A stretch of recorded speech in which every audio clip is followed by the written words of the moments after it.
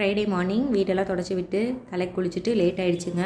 காலையில் டிஃபனுக்கும் சாம்பார் வேணும், மதியம் லஞ்சுக்கும் சேர்ந்து செய்யணும். அதனால் தட்டைப்பயிறு கூட்டு வச்சுட்டேன். இது ரெண்டுக்குமே சூப்பராக இருக்கும். 1 டம்ளர் தட்டைப்பயிறு, 3 தக்காளி, கொஞ்சம் மஞ்சத்தூள், கொஞ்சம் விளக்கெண்ணெய் எல்லாம் விட்டு விசில் விட்டு எடுத்தாச்சுங்க. தட்டைப்பயிறு ஊற வச்சு போட்டிங்கன்னா ஒரு 4-5 விசில் விட்டால் போதும். ஊற வைக்காமல் போட்டிங்கன்னா ஒரு 10 விசில் போல் விடணுங்க. அப்போ தான் நல்லா வெந்து வரும். அதுக்கு தேவையான மசாலா பொருட்கள்லாம் ரெடி பண்ணி வச்சுக்கலாம். அதுக்கு ஒரு சின்ன துண்டு தேங்காய், அப்புறம் இஞ்சி, பூண்டு, பட்டை, சோம்பு, கசகசா அதை நல்லா ஃபைன் பேஸ்ட்டாக அரைச்சிக்கோங்க. வெங்காயம் தாளிக்கிறதுக்கு வச்சுருந்தேன். இப்போ தட்டைப்பயிர் வெந்ததுக்கப்புறம் ஒரு பவுலில் மாற்றிட்டு நம்ம அரைச்சி வச்ச பேஸ்ட்டை அதுக்குள்ளே விட்டுறணும். விட்டுட்டு கடைசியாக கொஞ்சம் புளி விட்டு இறக்கிடுங்க.